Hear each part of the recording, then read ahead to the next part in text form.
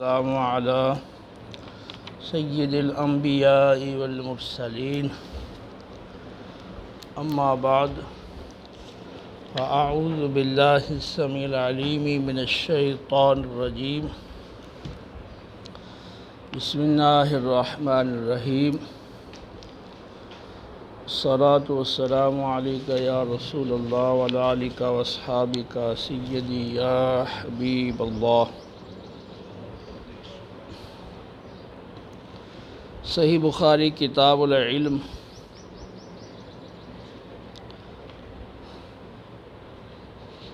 باب جاری ہے، باب الغضب فی الموعظۃ والتعلیم اذا رأى ما یکرہ۔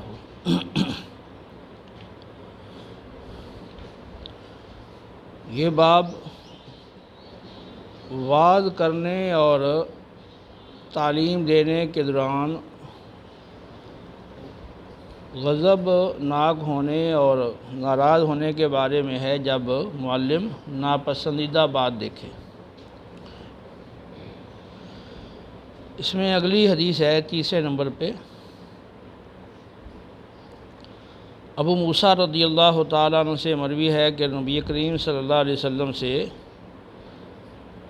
کچھ ایسی چیزوں کے بارے میں سوال کیا گیا جن کو آپ نے ناپسند کیا، تو پس جب آپ پر سوالات کی کثرت کی گئی تو آپ غضبناک ہو گئے۔ پھر فرمایا آپ صلی اللہ علیہ وسلم نے لوگوں کو سلونی اما شئتم، جو چاہو تم مجھ سے پوچھو۔ ایک مرد نے کہا، ایک آدمی نے عرض کیا، من ابی، یا رسول اللہ میرا باپ کون ہے؟ فرمایا تیرا باپ حذیفہ ہے۔ دوسرا کھڑا ہوا، اس نے عرض کیا کہ میرا باپ کون ہے؟ فرمایا تیرا باپ شیبہ کا آزاد کردہ غلام سالم ہے۔ تو جب حضرت عمر رضی اللہ تعالیٰ عنہ نے آپ کے چہرہ اقدس کے اندر غضب کا اثر دیکھا تو عرض کیا، یا رسول اللہ ہم اللہ تعالیٰ کی بارگاہ میں توبہ کرتے ہیں۔ اگلا باب ہے کہ باب من برک علی رکبتیہ عند الامام او المحدث۔ یہ باب اس کے بارے میں ہے جو گھٹنوں پر بیٹھ جائے امام یا محدث کے سامنے۔ انس بن مالک رضی اللہ تعالیٰ عنہ نے خبر دی ہے کہ بے شک رسول اللہ صلی اللہ علیہ وسلم باہر تشریف لائے تو عبداللہ بن حذیفہ کھڑے ہوئے عرض کیا، من ابی، یا رسول اللہ میرا باپ کون ہے؟ فرمایا تیرا باپ حذیفہ ہے۔ پھر آپ کثرت سے فرمانے لگے کہ سلونی، مجھ سے پوچھو۔ تو حضرت عمر رضی اللہ تعالیٰ عنہ گھٹنوں کے بل بیٹھ گئے اور عرض کیا، ہم اللہ تعالیٰ سے رب ہونے کے طور پر اور اسلام سے دین ہونے کے طور پر اور محمد صلی اللہ علیہ وسلم سے نبی ہونے کے طور پر راضی ہیں۔ 3 بار عرض کیا تو آپ خاموش ہو گئے۔ تو پہلی روایت ہے ابو موسیٰ اشعری رضی اللہ عنہ سے اور دوسری ہے حضرت انس بن مالک رضی اللہ تعالیٰ عنہ سے، اور دونوں کا مضمون ایک ہے۔ رسول اللہ صلی اللہ تعالیٰ علیہ وسلم سے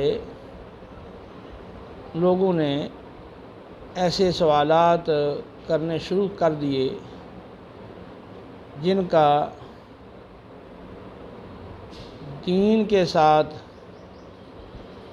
کوئی تعلق نہیں تھا۔ کسی نے کہا میری اونٹنی اس وقت کہاں ہے، اور کسی نے اس کی مثل اور سوال کر دیا۔ تو رسول اللہ صلی اللہ تعالیٰ علیہ وسلم نے لوگوں کے بکثرت اس طرح کے سوالات جو بے فائدہ تھے ان کے کرنے پر آپ نے ناراضگی کا اور غصے کا اظہار فرمایا، اور آپ نے فرمایا کہ جو پوچھنا ہے پوچھ لو۔ تو اب حذیفہ جو تھے ان کے نسب میں لوگ شک کرتے تھے، جب کوئی جھگڑا وغیرہ ہوتا تو وہ غصے میں آ کر انہیں کسی اور کی طرف منسوب کر دیتے تھے۔ یہی معاملہ سالم کا تھا۔ انہوں نے اپنے والد کے بارے میں پوچھ لیا تو نبی کریم علیہ السلام نے بتا دیا کہ تمہارا باپ حذیفہ ہے، اور عبداللہ بن حذیفہ نے پوچھا تھا نا، تو اس کو بتا دیا تمہارا باپ حذیفہ ہے، اور اسی طرح دوسرے کو بتا دیا کہ تمہارا باپ شیبہ کا آزاد کردہ غلام سالم ہے۔ تو اس طرح جو ان کا نسب تھا، آپ صلی اللہ علیہ وسلم کے بتا دینے اور فرما دینے سے لوگوں پر واضح ہو گیا، اور جو شکوک و شبہات تھے وہ دور ہو گئے۔ پھر نبی کریم علیہ السلام نے مزید فرمایا کہ جو پوچھنا ہے پوچھو، سلونی عما شئتم۔ تو لوگوں کے بے جا کثرت سوال کی وجہ سے آپ نے ناراض ہو کر فرمایا تھا کہ جو پوچھنا ہے پوچھو۔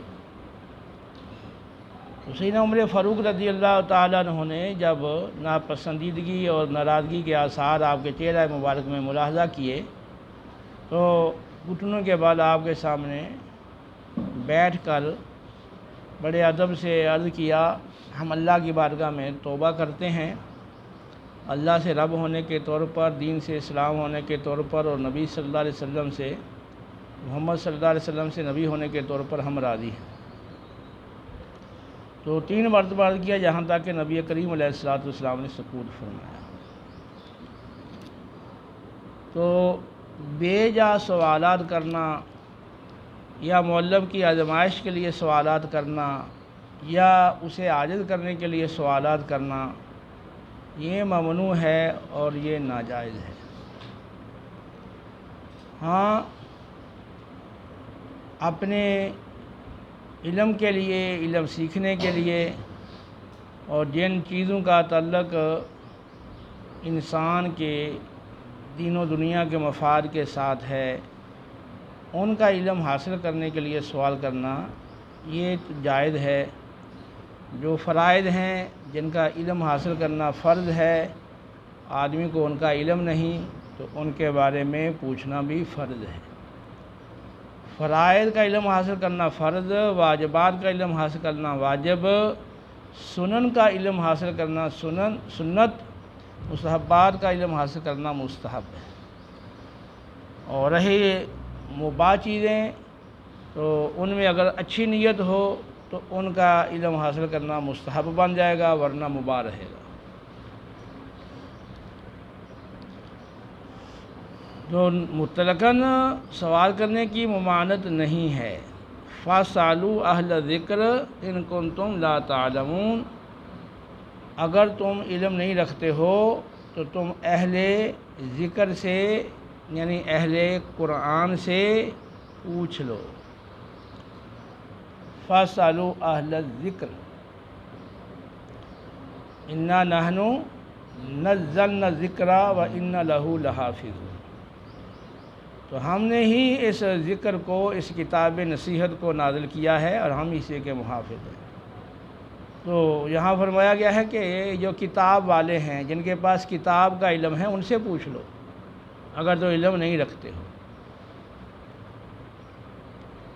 تو کچھ لوگ جو خود بے علم ہیں تو ان پہ علم حاصل کرنا لازم اور فرض ہے، وہ عوام کو اپنا معتقد بنانے کے لیے کہتے ہیں کہ دیکھو کہا گیا ہے کہ اہل ذکر سے پوچھو۔ علماء سے نہیں کہا پوچھ لو، یہ نہیں کہا مفتیوں سے پوچھ لو یا محدثین و مفسرین سے پوچھ لو، یہاں کہ اہل ذکر سے پوچھ لو۔ ہم وہ ذکر والے لوگ ہیں، تو خود کوئی مسئلہ پوچھ لو، فرائض کا علم نہیں، محرمات کا علم نہیں، تو علم تو سیکھنے سے آتا ہے۔ انما العلم بالتعلم، پیچھے گزر گیا ہے، امام بخاری نے کہا کہ علم سیکھنے سے آتا ہے۔ تو یہی سنت جاری ہے کہ علم سیکھا جائے اور آگے سکھایا جائے۔ تو بغیر کوئی علم کے اللہ کا ولی نہیں بن سکتا۔ اللہ جاہل کو اپنا دوست نہیں بناتا۔ ہاں اگر کسی کو دوست بناتا ہے تو پیسے اس کو حصول علم کی توفیق دیتا ہے، اور جب وہ علم حاصل کرتا ہے تو پھر اللہ اپنا دوست اسے بناتا ہے۔ تو بے جا سوالات کی ممانعت ہے۔ بعض اوقات لوگ یا طلباء یا عام لوگ بیٹھ کر کسی نے مسئلے پہ بات شروع کر دیتے ہیں، اور اس بات کا کوئی دین سے اس طرح کا تعلق نہیں ہوتا کہ اس کا علم حاصل کرنا ضروری ہو، اس پہ کوئی عقیدہ رکھنا ضروری ہو، تو اس کے ساتھ نہ عمل کا تعلق نہ عقیدے کا تعلق۔ اب اس پہ بات شروع ہوگی، یہ آپ بتائیں ذبیح اللہ کون تھا؟ کوئی کہتا ہے یہ اسحاق علیہ السلام تھے، کوئی کہتا ہے حضرت اسماعیل علیہ السلام تھے۔ اب اسی طرح کے سوالات کہ وہ دمبا جو آیا تھا اسماعیل علیہ السلام کی جگہ ذبح کیا گیا، نر تھا کہ مادہ تھا؟ اسی طرح بہت سارے ایسے سوالات وہ لوگ اپنے مجالس میں بیٹھ کے کرتے رہتے ہیں۔ ایک تو اپنا وقت ضائع کرتے ہیں، نمبر دو پھر باہمی بات کا جھگڑا پیدا ہوتا ہے، سخت کلامی ہو جاتی ہے، دلوں میں نفرت پیدا ہو جاتی ہے، بغیر علم کے باتیں اور بحث و مباحثہ وہ کرتے رہتے ہیں، تو کئی قباحتیں اور خرابیاں ایسے جنم لیتی ہیں۔ تو اس طرح کی باتیں جن کا دین کے ساتھ ایسا تعلق نہیں کہ ان پر آپ کے لیے عمل کرنا ضروری ہو یا اس پر عقیدہ رکھنا ضروری ہو، تو ایسی چیزوں سے متعلق بحث نہ کی جائے، خصوصاً جب ان کے علم اور یقین کی طرف کوئی راہ نہ ہو، کہ آپ کے پاس کوئی ایسا راستہ ہی نہیں ہے کہ آپ اس چیز کے حقیقی علم تک پہنچ سکیں۔ تو ایسی باتوں سے اجتناب کیا جائے۔ جو چیزیں آپ پر لازم اور ضروری ہیں اور جن کا عقیدہ رکھنا اور عمل کرنا ضروری ہے، وہ چیزیں سیکھیں، آپ اس پہ بات کریں۔ بعض جو پیر حضرات ہیں یا اس طرح کے لوگ ہیں، وہ اپنی برتری اور اپنی فوقیت دوسروں پہ ظاہر کرنے کے لیے بھی وہ سوالات کرتے ہیں۔ تو بس یہ اتفاق ہوا کہ ایک جگہ میں گیا اور وہ پیر صاحب تھے، ان کے مریدین تھے بیٹھے ہوئے، تو وہ کسی نے کہہ دیا جی یہ مفتی صاحب ہیں۔ میری تو عادت نہیں ہے اپنے آپ کو مفتی کہنے کی، نہ لکھنے کی، نہ بتانے کی۔ تو بہرحال وہ ان کو بڑا جوش آ گیا، اچھا ہاں مفتی صاحب ہیں، میں سوال پوچھ لوں آپ سے؟ پوچھ لیں گے۔ اب میں کہا بھی کوئی حلال حرام سے متعلق سوال پوچھیں گے؟ اچھا وہ جو ہاشم تھے یا ابو طالب ایسا کا کوئی نام لیا، اچھا ان کے پھر وہ فلاں باپ کا یا ان کی والدہ کا کیا نام تھا، اور ان کے چچے کا کیا نام تھا؟ انہوں نے اس طرح کے دو تین سوال کیے۔ میں کہا جی حضرت مجھے اس کا علم نہیں ہے۔ بس مفتی صاحب ہے؟ ہاں۔ مرید بڑے خوش ہو گئے، ہمارے پیر صاحب تو غالب آ گئے۔ میں کہا جی کوئی حلال حرام سے متعلق آپ نے مسئلہ پوچھنا ہے، جائز یا ناجائز سے متعلق کوئی بات پوچھنی ہے تو وہ میں عرض کر دیتا ہوں، تو باقی یہ چیزیں مجھے نہیں آتی جو آپ کہہ رہے ہیں۔ بھی آپ کو کہے گی آدم علیہ السلام کے کتنے بیٹے تھے، اور پھر ہر بیٹے کی کتنی بیویاں تھیں، اور ہر بیٹے کے کتنے بچے تھے۔ نوح علیہ السلام کے پھر مختلف پیغمبروں کا آپ شروع کر دیں، ان کے نسبوں کے بارے میں، ان کی اولادوں کے بارے میں، پوتے اور نواسوں کے بارے میں، ان کے ناموں کے بارے میں، اور پھر ان سے متعلقہ اور اس طرح سے ملتے جلتے سوالات کرتے چلے جائیں آپ۔ اسی طرح لوگ سوال کرتے ہیں جی یہ مغرب کی رکعتیں 3 کیوں ہیں، عشاء کی اتنی رکعتیں کیوں ہیں، ظہر کے اتنے فرض کیوں ہیں؟ یہ تو کوئی سوالات نہیں ہیں۔ یہ دیکھیں یہ احکام ہیں، ان کی حکمتیں ضرور ہیں، اور وہ اللہ رب العالمین خوب جاننے والا ہے، لیکن ہمیں نہ ان باتوں کا مکلف بنایا گیا ہے اور نہ ہمیں یہ باتیں بتائی گئی ہیں۔ اگر کوئی اس سے متعلقہ بات آ گئی ہے تو ٹھیک ہے، اسے ہمیں آگاہی ہوگی۔ اب آپ اس میں پڑ جائیں بھی رمضان کے روزے فرض کیے گئے، باقی کسی اور مہینے کے فرض کیوں نہیں کیے گئے، اور پھر ایک ہی مہینے کے فرض کیے گئے، 2 مہینے کے فرض کیوں نہیں کیے گئے، یہ پھر مہینے سے کام کیوں نہیں رکھے گئے، عیدیں 2 ہی رکھی گئی ہیں سال میں، تو 3 ہو جاتی، 4 ہو جاتی، یا 1 ہو جاتی، 2 ہی کیوں رکھی گئی ہیں۔ اب ہر حکم پر آپ یہ سوال بناتے چلے جائیں، ہزاروں لاکھوں سوالات بن جائیں گے۔ تو اس طرح کے سوالات جس سے صرف اپنی علمی دھاک بٹھانا ہو، یا اپنی برتری اور فوقیت بتلانا ہو، یا دوسرے کو لاجواب کرنا ہو، یا اس قسم کا کوئی جو ہے وہ اس کا مقصد ہو ناپسندیدہ، تو یہ سوالات کرنا ہی ناجائز ہے، سوالات کرنا ہی منع ہے۔ تو بعض اوقات بے جا سوالات کی وجہ سے باہمی جھگڑا پیدا ہو جاتا ہے۔ تو اس لیے وہ باتیں جن کا خاص دین سے تعلق ہے اور جن کا عقیدہ یا عمل کے وجوب سے ان کا تعلق ہے، ان کے بارے میں بھی جھگڑا نہ کرے، خاص طور پہ جو عام لوگ ہیں۔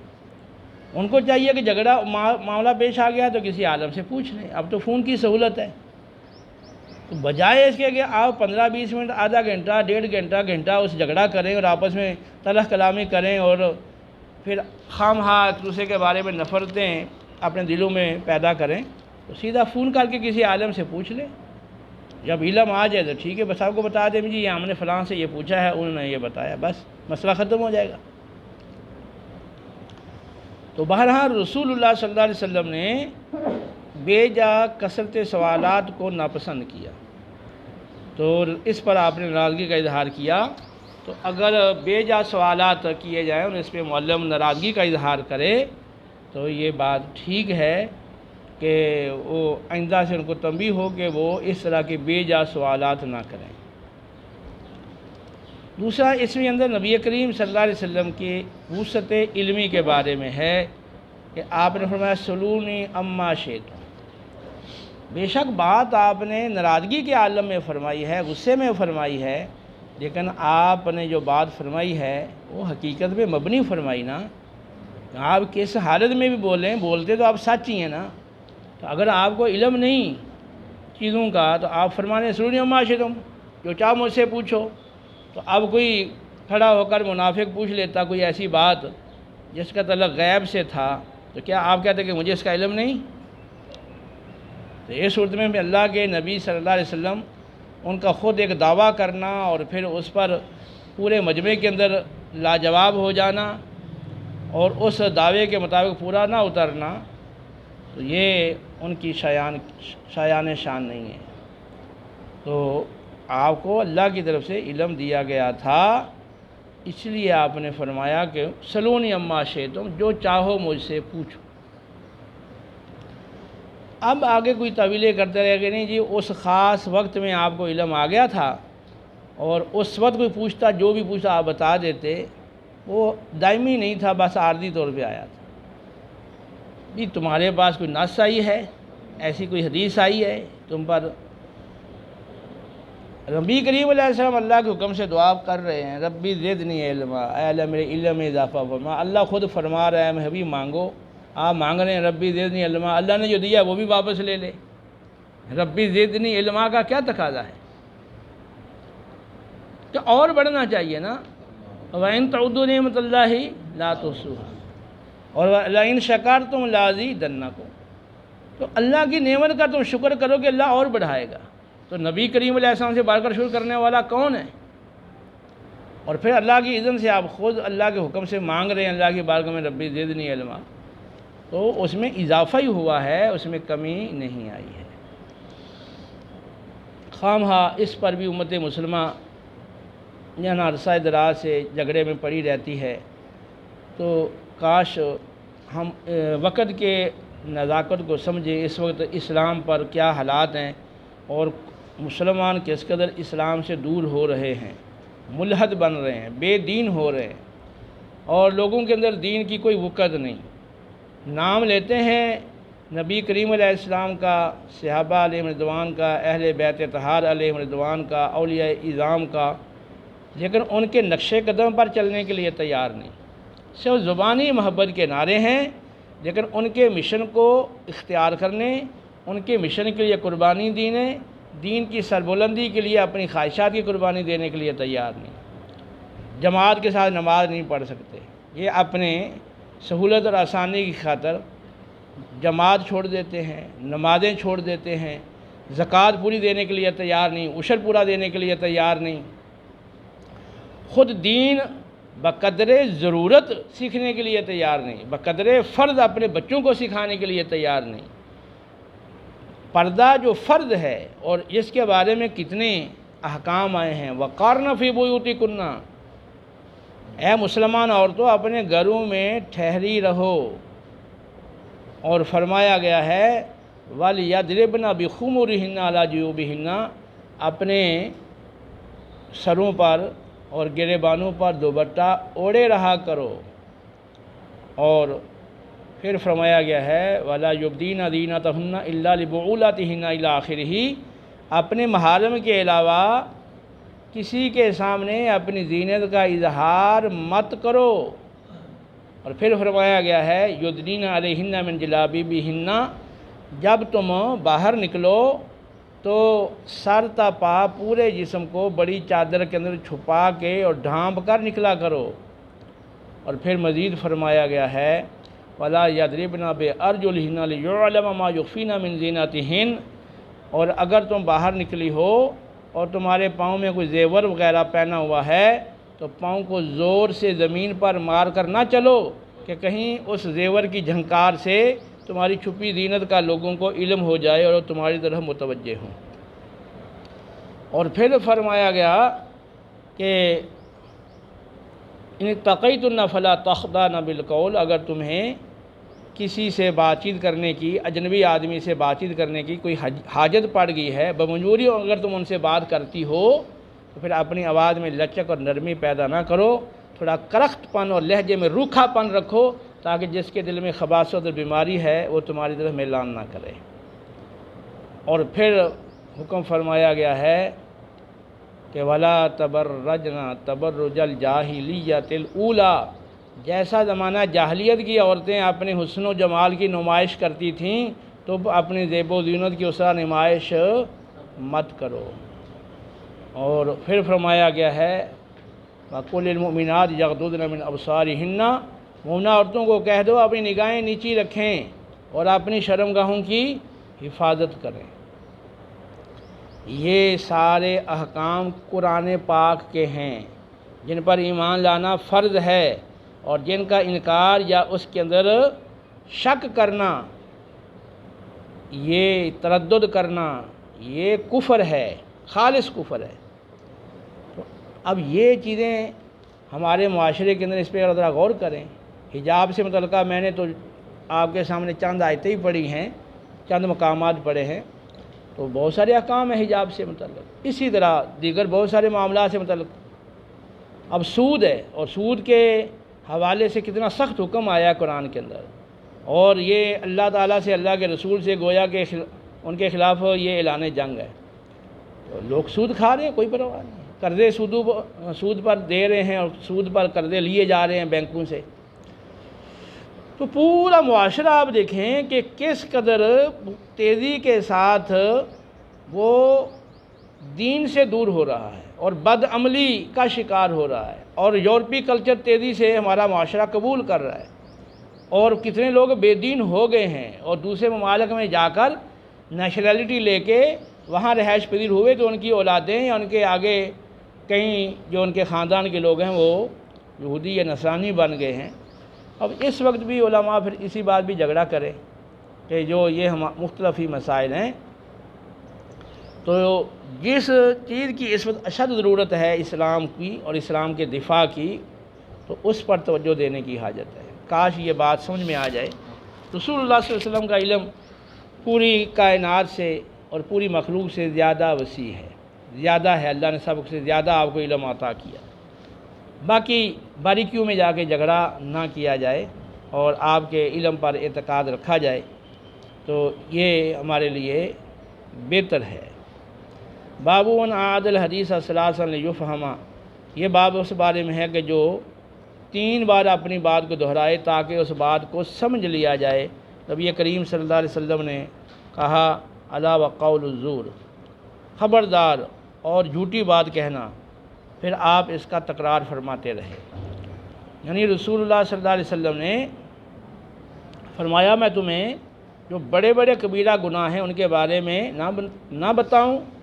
تو پھر فرمایا کہ سب سے بڑا کبیرہ گناہ ہے اللہ کے ساتھ شریک ٹھہرانا، پھر فرمایا والدین کی نافرمانی کرنا، اور پھر آپ جب تیسری بات فرمانے لگے تو ٹیک لگا کر بیٹھے ہوئے تھے، آپ سیدھے ہو کر بیٹھ گئے، اور پھر فرمایا کہ جھوٹ بولنا، دوسری روایت میں ہے جھوٹی گواہی دینا، پھر آپ اس کا تکرار کرتے رہے۔ تو صحابہ نے کہا کاش آپ صلی اللہ علیہ وسلم خاموش ہو جائیں۔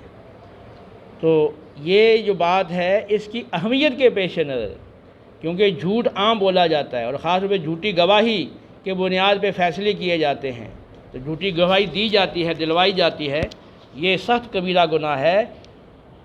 تو آپ صلی اللہ علیہ وسلم نے اس کی اہمیت کے پیش نظر بار بار اس کا تکرار کیا۔ اور ابن عمر رضی اللہ تعالیٰ نے کہا، نبی کریم علیہ السلام نے کہا حل بلغت، کیا میں نے تمہیں پہنچا دیا ہے اللہ کا پیغام؟ یہ حجۃ الوداع کے موقع پہ فرمایا تھا، 3 بار کہا۔ تو لوگوں نے کہا کہ ہاں، تو پھر آپ نے اللہ کو گواہ بنایا اس بات پر کہ اے اللہ یہ سب لوگ اقرار کر رہے ہیں تیرے سامنے کہ میں نے تیرا پیغام تیرے ان بندوں تک پہنچا دیا۔ اور پھر آپ نے فرمایا کہ جو حاضرین ہیں غائبین تک یہ میری گفتگو، میرا خطبہ اور میرے یہ باتیں پہنچا دیں۔ تو آگے روایت ہے حضرت انس رضی اللہ تعالیٰ عنہ سے، نبی کریم علیہ السلام جب گفتگو فرماتے تھے تو 3 بار بات کو دہرایا کرتے یہاں تک کہ وہ بات سمجھ لی جاتی تھی، لیکن یہ ہر موقع پر ایسا نہیں ہوتا تھا۔ جب آپ سمجھتے تھے کہ یہ بات تھوڑی سی مشکل ہے اور لوگوں کا ذہن اس قدر مانوس نہیں، تو اسی بات کو آپ 3 بار دہرا دیتے تھے تاکہ وہ بات اچھی طرح سے ذہن نشین ہو جائے، لوگوں کو سمجھ میں آ جائے، ٹھیک ہے۔ اور اسی طرح جب آپ کسی قوم کے پر تشریف لاتے تو سلام کہتے ان پر، تو 3 بار سلام کہتے تھے۔ تو اس کی بھی توجہ یہ ہے کہ ایک اجازت لینے کے لیے سلام کہنا، اور دوسرا اجازت ملنے کے بعد جو ملاقات کو سلام کیا جاتا ہے سلام تحیت، وہ سلام کہنا، اور تیسرا جب واپسی ہوتی تو پھر واپسی کے وقت آپ سلام کہتے۔ تو یہ 3 جو ہے وہ سلام ہو گئے۔ اور یہ بھی ممکن ہے کہ مجمع زیادہ ہو اور آپ تشریف لائیں اور آپ پہلے جو لوگ آپ کے سامنے آئے ان کو سلام کہا، پھر تھوڑا آگے چلیں تو اگلے لوگوں کو سلام کہیں، پھر اگلے مزید چلیں اگلے لوگوں کو سلام کہیں، یہ بھی صورت ممکن ہے۔ تو یہ عام روٹین کے اندر یہ معمول میں نہیں تھا کہ آپ ہر بات کو 3 بار دہرائیں اور ہر مرتبہ 3 بار سلام کریں۔ عام معمول تو یہی تھا کہ 1 بار آپ فرماتے اور 1 بار ہی سلام کرتے، لیکن جہاں ضرورت ہوتی اور محسوس فرماتے کہ یہ بات اہم ہے اور اہمیت کے پیش نظر اور لوگوں کے ذہنوں میں اہمیت بٹھانے کے لیے 3 بار تکرار، یا بات پوری طرح ہو سکتا ہے سمجھ میں نہ آئی ہو تو پوری طرح سمجھانے کے لیے آپ 3 بار تکرار کرتے، تو یہ اس خاص مواقع پر ضرورت کے پیش نظر آپ 3 بار وہ تکرار کرتے تھے۔ تو اس لحاظ سے یہ عمل سنت ہوا کہ 3 بار کسی بات کا اس کی اہمیت کی وجہ سے یا لوگوں کو ہو سکتا ہے سمجھ میں نہ آئی ہو بات، تو ایسی بات کو 3 بار دہرایا جائے تاکہ اچھی طرح سے وہ بات سمجھ لی جائے۔ عبداللہ بن عمر رضی اللہ تعالیٰ سے مروی ہے، رسول اللہ صلی اللہ علیہ وسلم ایک سفر میں جو ہم نے آپ کے ساتھ کیا تھا پیچھے رہ گئے تھے، آپ ہم سے آ ملے اس حال میں کہ ہم نے نماز عصر کو مؤخر کر رکھا تھا، ہم وضو کر رہے تھے، تو پس ہم اپنے پاؤں پر مسا یعنی ہلکا ہلکا دھو رہے تھے، تو آپ نے بلند آواز سے پکارا اور فرمایا کہ جو خشک ایڑیاں ہیں ان کے لیے آگ کی ہلاکت ہے۔ تو 3 بار فرمایا، یہ 2 یا 3 بار متنبہ کرنے کے لیے کہ پاؤں کو اچھی طرح سے دھو لو، یہ خشک تمہاری جلدی سے دھونے کی وجہ سے بعضوں کے پاؤں خشک رہ گئے ہیں اور خشک ایڑیوں کے لیے آگ کی ہلاکت ہے۔ تو معلوم ہوا جب موزے نہ پہنے ہوئے ہوں تو پاؤں کا دھونا ضروری ہے، اور اس میں امام بخاری اس لحاظ سے لے کے آئے ہیں کہ آپ نے 2 یا 3 بار یہ بات فرمائی بلند آواز سے۔ تو ایسے موقع پر جہاں پر لوگ کسی حکم شرعی کا خلاف کر رہے ہوں تو وہاں لوگوں کا مجمع ہے اور وہاں ایک عام معمول کے مطابق علم سکھانے کا ماحول نہیں ہے، تو وہاں دور سے آواز دے کر ان کو شریعت کے حکم پر عمل کے لیے وہ آمادہ کیا جا سکتا ہے اور انہیں متنبہ کیا جا سکتا ہے۔ تو یہ ہے علم کی بات، یعنی اس کو 3 بار دہرانا، یہ اس میں علم کی اہمیت وہ نظر آتی ہے۔ باب تعلیم من رجل امتہ اہلہ، آدمی کا اپنے لونڈی کو اور اپنے اہل کو تعلیم دینا، لونڈی کو تعلیم دینا، بیوی کو تعلیم دینا۔ تو اس میں ابو بردہ رضی اللہ عنہ اپنے باپ سے روایت کرتے ہیں، رسول اللہ صلی اللہ علیہ وسلم نے فرمایا کہ ثلاثۃ، 3 ایسے افراد ہیں جن کے لیے دگنا اجر ہے۔ ایک تو وہ شخص جو اہل کتاب میں سے ہو، یہودی یا نصرانی، تو وہ اپنے نبی پر بھی ایمان لایا، موسیٰ علیہ السلام پر یا عیسیٰ علیہ السلام پر، اور محمد صلی اللہ علیہ وسلم پر بھی ایمان لایا، تو 2 نبیوں پر ایمان لایا۔ تو ایسا جو اہل کتاب میں سے شخص ہے اس کے لیے دگنا اجر ہے۔ اور وہ غلام جو کسی کا مملوک ہو اور وہ اللہ کا حق بھی پوری طرح ادا کرے اور اپنے جو آقا ہیں ان کا حق بھی پوری طرح ادا کرے، تو اس کے لیے بھی دگنا اجر ہے۔ حق کا موالی ہی، یا تو وہ کئی افراد ہیں جو اس کے مالک ہیں اور وہ مشترکہ طور پہ ان میں غلام ہے، یا پھر وہ مختلف آقاؤں کے پاس بکتا دوسرے کے پاس پہنچتا چلا گیا، تو جتنے آقا کے پاس وہ ان کی ملکیت میں رہا ہے تو ہر ایک کا اس نے حق بھی ادا کیا اور اللہ کا حق بھی ادا کیا، اس کے لیے دگنا اجر ہے۔ اور ایسا مرد جس کے پاس باندی ہو اور وہ اس کے ساتھ وطی کرتا ہو، پھر وہ اس کو ادب سکھائے اور بہترین ادب سکھائے، اس کو تعلیم دے اور بہترین تعلیم دے، اور پھر آزاد کرے، اور پھر آزاد کرنے کے بعد اس سے نکاح کر لے، اس کے لیے دگنا اجر ہے۔ تو پھر حضرت عامر شعبی نے اپنے شگرد صالح بن کیسان کو فرمایا، آتیناکہ بغیر شیء، ہم نے یہ حدیث تجھے بغیر کسی پیسے کے اور کسی مال کے، فری میں، مفت میں یہ حدیث تمہیں سنا دی ہے۔ قد کان یرکب فیما دون الی المدینہ تھی، اس سے چھوٹے متن والی حدیث کو حاصل کرنے کے لیے مدینہ منورہ کی طرف سفر کیا جاتا تھا اور سواری کی جاتی تھی۔ لوگ اس سے مختصر حدیث کو سیکھنے کے لیے مدینے تک کا سفر کرتے تھے، اور میں نے تو تمہیں فری میں یہ حدیث سنا دی ہے۔ تو اصل میں وہ ایک سائل نے سوال کیا تھا، انہوں نے کہا تھا کہ باندی کے ساتھ نکاح کرنا، باندی کو آزاد کرنا اور پھر اس کے ساتھ نکاح کرنا، تو لوگ کہتے ہیں کہ یہ اپنی ہدی پر سواری کرنا ہے، یعنی آپ نے کوئی جانور مکہ المکرمہ قربانی کے لیے بھیجا ہو، تو اب حکم یہ ہے کہ اس پہ سواری نہ کی جائے، اسے آپ نفع نہ اٹھائیں جب آپ نے اللہ کی راہ میں اس کو قربان کرنے کی نیت اور ارادہ کر لیا ہے، الا یہ کہ کوئی مجبوری ہو۔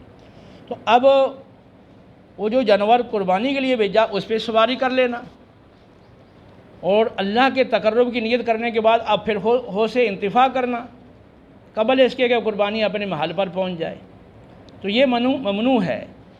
تو کسی نے کہا کہ اپنی باندی کو آزاد کر کے اس سے نکاح کرنا، یہ تو اپنی ہدی پر سواری کرنا ہے، لوگ یہ کہتے ہیں۔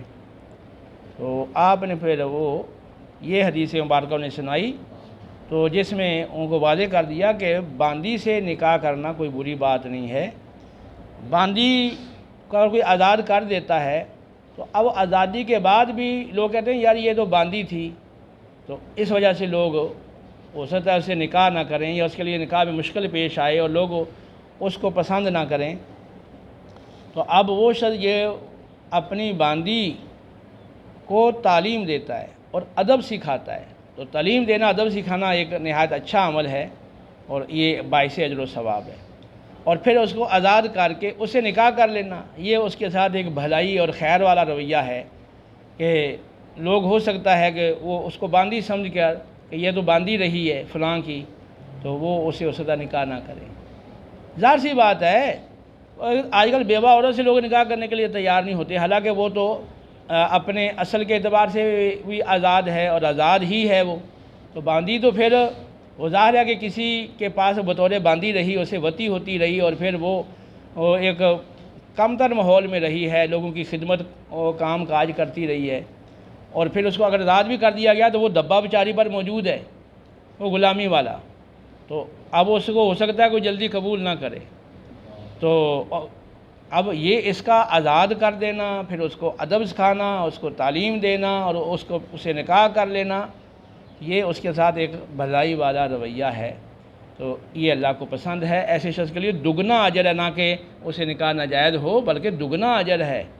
اور اسی طرح غلام اپنے آقا کا بھی خیر خواہ ہو اور اس کا حق ادا کرے اور اللہ کے حقوق بھی پورا کرے، اس کے لیے دگنا اجر ہے۔ یہ نہیں کہ جی میں تو اب ہمارے یہ کام کاج ہیں، ہم نماز کیسے پڑھیں؟ لوگوں کو کہا جاتا ہے نا نماز کا، جی دکانداری ہے، جی مزدوری کرتے ہیں، جی ملازمت کرتے ہیں، تو ٹائم نہیں ملتا ہے۔ آزاد ہو کر بھی نہ اللہ کا حکم ماننے کے لیے تیار، اور ایسے غلام بھی ہیں کہ جنہوں نے اپنے آقا کا حق بھی ادا کیا، اپنے رب کے حقوق بھی پورے کیے، اور وہ باعث سے ان کے لیے یہ بات دگنا اجر کا باعث ہے۔ اور اسی طرح یعنی اہل کتاب میں سے جو شخص اپنے نبی پہ ایمان لایا، حضور صلی اللہ علیہ وسلم پر بھی ایمان لایا، تو ان کے لیے دگنا اجر ہے۔ تو اس طرح کی بعض اوقات لوگوں کی مصروفیات آ جاتی ہیں کہ دو کام ان کے ذمہ آ جاتے ہیں، اور وہ دونوں کام پوری طرح نبھاتے ہیں اور ذمہ داریاں پوری طرح ادا کرتے ہیں، تو ان کے لیے اللہ تعالیٰ کی طرف سے دگنا اجر ہے۔ تو مرد کو چاہیے کہ اپنے اہل کو علم سکھائے۔ کون سا علم سکھائے؟ Physics, chemistry, bio, computer sciences اور اس طرح کے علوم سکھانے کے لیے بنا سوار کے اس کو یونیورسٹی میں بھیجے اور چھوڑ کے آئے اس کو خود۔ وَقَرْنَ فِي بُيُوتِكُنَّ، یہ حکم آیا ہے، وَقَرْنَ فِي بُيُوتِكُنَّ، گھروں میں ٹھہری رہو۔ تو اس کو وہ شوہر کے ذمے ہے کہ جو دین کی تعلیم ضروری ہے وہ اس کے سکھانے کا اہتمام کرے، اولاً وہ خود سیکھے اور خود اپنی زوجہ کو سکھائے، ورنہ آس پاس ایسی خواتین جو دیندار ہوں اور دین کا علم رکھتی ہوں، ان کے ذریعے سے اس کو تعلیم و تربیت دے، یہ اس کی ذمہ داری ہے، اور یہ اس کے لیے باعث اجر و ثواب ہے۔ اور اگر عورت وہ علم رکھتی ہے اور اس کی صحیح تربیت ہوئی ہے اور وہ آداب جانتی ہے، تو اس میں شوہر کے لیے بھی فائدہ ہے، اور گھر کے بچوں کی پھر آگے تربیت کرنی ہے، ان کو سکھانا ہے، اس حوالے سے اس کے لیے فائدہ مند ہے، اور کئی جہتوں سے اس کے لیے یہ چیز دنیا و آخرت دونوں جہانوں میں مفید ہے۔ تو اس لیے علم سکھانا چاہیے، اور جیسے آپ کا اتنا گہرا تعلق ہے اس کو بے علم رکھنا اور جاہل رکھنا، یہ کسی طرح بھی مناسب نہیں ہے یا روا نہیں ہے، تو اس کو تعلیم دینی چاہیے، اور جتنا زیادہ آپ کو مشقت اٹھانا پڑے گی آپ کے لیے اتنا زیادہ اجر ہے اور اس کی خوشخبری ہے۔ وَمَا عَلَيْنَا إِلَّا الْبَلَاغُ۔